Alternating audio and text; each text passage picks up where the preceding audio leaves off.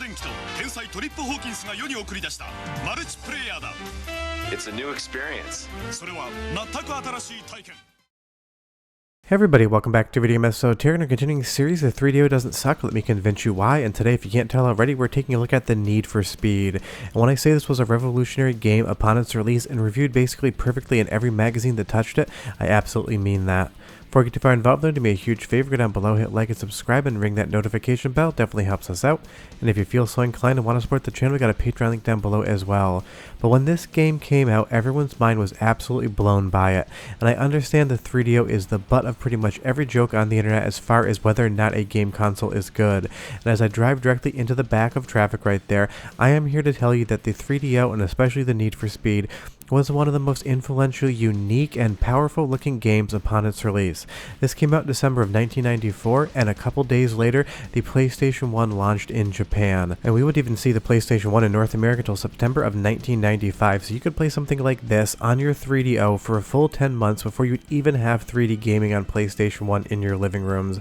This is just highly impressive. Now, as far as the gameplay is concerned, it is the Need for Speed, so the footage isn't the most exciting. This is a very simulator style game, and you're making a point A to point B run through different environments to try to get to the finish line before your opponent. And it's a very big risk versus reward. If you even so much as tap any of the traffic, you spin your vehicle out like you would in real life. This is basically Gran Turismo before Gran Turismo existed, except developed for the 3DO system. And I am going to tell you right now, I'm giving this a performance boost. I am emulating this, and I have the CPU at 1.5 multiplier on the clocks to get a better frame rate out of it, because a lot of people will say this game has too low of a frame rate, which is definitely true, but they'll look the other way for Nintendo 64 games that ran around the same frame rate and call them some of the best games of all time, which is true, those games are some of the best of all time, but so is the Need for Speed, because what this game did was nothing short of incredible. It's a fully realized 3D world running on the 3DO, all of the vehicles, all of the traffic, all of the buildings, and the roads are made out of polygons, and the fact that it runs in a frame rate that has 2 digits is impressive, because this was some of the earliest home 3D hardware you could possibly get. Talk about a 3D accelerator in your PC, they barely even existed, and they certainly cost a metric fortune if you wanted to actually acquire one, or you get a 3DO and have this at home. Now, as far as the gameplay is concerned, the cars handle as close as they possibly could to real life as far as they could do it in 1994. I'm sure handling and physics models have gotten much better computationally, as well as the understanding on how to code for them, but the vehicles in this game have such great weight, such great drifting, it really does feel like you're behind the wheel of a very heavy performance sports car, and when you get in a cockpit view, it even sells the illusion even better than that as far as the speed is concerned. But I remember the first time I played the Need for Speed when I had a 3DO back in the day. I was blown away because I hadn't seen much 3D gaming, let alone in the home market space. Sure, you could go to the arcades and play something like Hard Driving from Atari, but otherwise pretty much every other racing game you would encounter would be a 2D affair. Then suddenly the 3DO and Need for Speed come along and show this to you, and you realize you can have 3D gaming in your home, and it runs and it's fun and you have a great time doing it.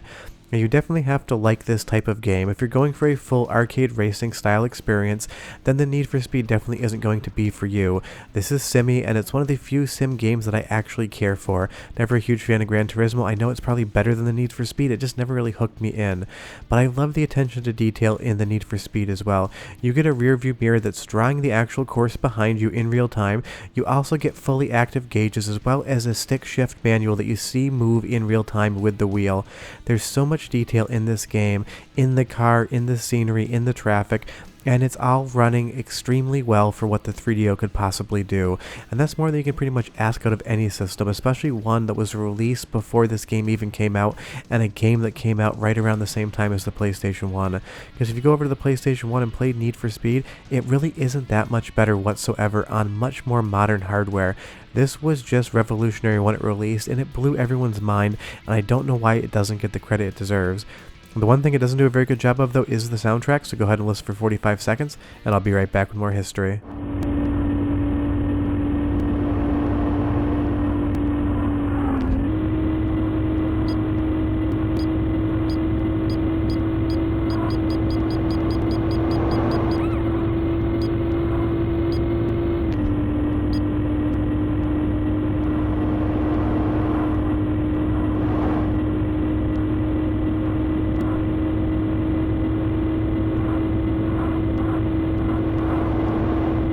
Hope you enjoy engine noises because the Need for Speed doesn't really have much of a soundtrack to actually speak of, but they didn't do that for cheapness. It's actually to try to drive home the realistic nature of this game, because unless you put some Van Halen and Panama on the radio when you were driving around your sports car, generally you're just listening to the engine noises anyway. But if they do want to add a soundtrack to this game, Panama would definitely be the #1 thing I would pick. But leave me a comment down below and tell me if you were going to be racing around 200 miles an hour on a highway, what song you would want to listen to, because I would be really curious.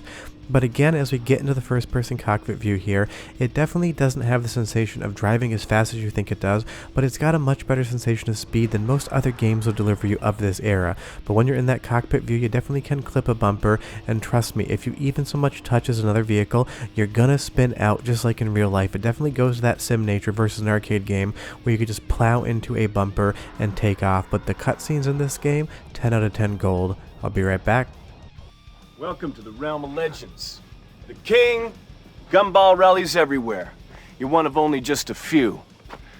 I bet you're expecting some kind of award, huh? Silver medal, something like that? Well, relax. It's all in the thrill that counts. But you were pretty good. I mean, that jacket, that attitude, and that absolutely 90s feathered hair, this is a time and place, and if you weren't alive for it, you won't understand, but I swear that guy looks like he just borrowed clothing out of my father's dresser when this game was made, and that's what was going on in the 90s, and that's what the 3DO was so good at. It could blend full 3D gameplay with full motion video, and basically make a seamless experience. When we get to my favorite game on the 3DO, you're going to see just how well it could blend that 3D together with those 2D FMV sequences. But you'll see here, I just had an absolutely massive pile up, and you will end up having to use a quote-unquote life in the game.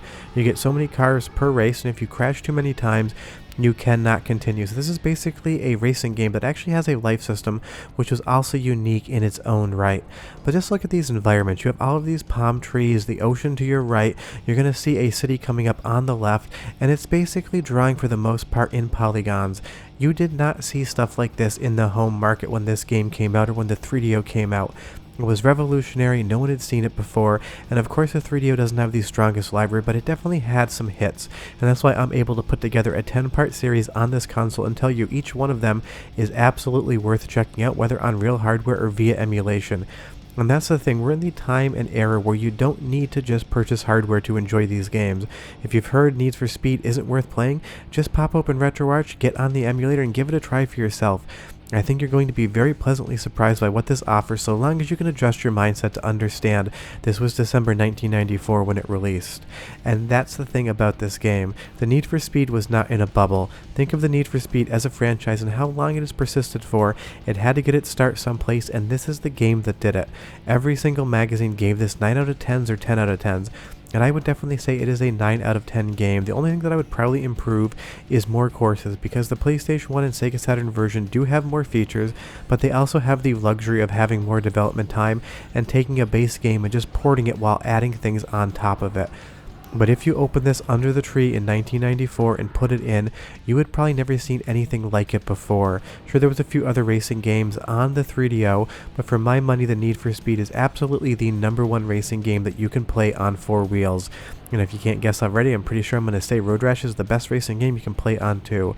But again, just this level of detail, that wheel moving there, the different camera angles, these really interactive real-life locations, it just works to drive home the sensation of actually racing a high-performance sports car down an open highway. And the physics engine, which you can't understand just by watching the video, but if you grab a controller you will, just feels so close to lifelike action. And just the fact that every single vehicle in traffic is made out of polygons with level of detail. The further away from the car you are, the more pixelated those textures are going to be, and the closer you get, the clearer they become. And that level of detail was started on the 3DO, but would be utilized by pretty much every 3D console moving forward as a design functionality. But again, as we get into this cockpit, racing down what looks like the Pacific Coastal Expressway here, I just love the Need for Speed. It blew me away in 1994 when I first played it, and I still have a lot of fun, nostalgia and otherwise, coming back to this game, weaving in and out of traffic, seeing the 1994 3D graphics, and really trying to challenge myself to get better times. Every single time I play the Need for Speed, I walk away with a smile on my face and I've had a good time.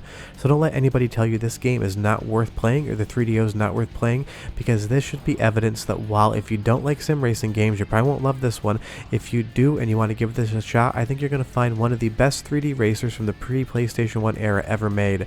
Short of that, stop listening to me, go play some 3DO and grab Need for Speed. Bye bye.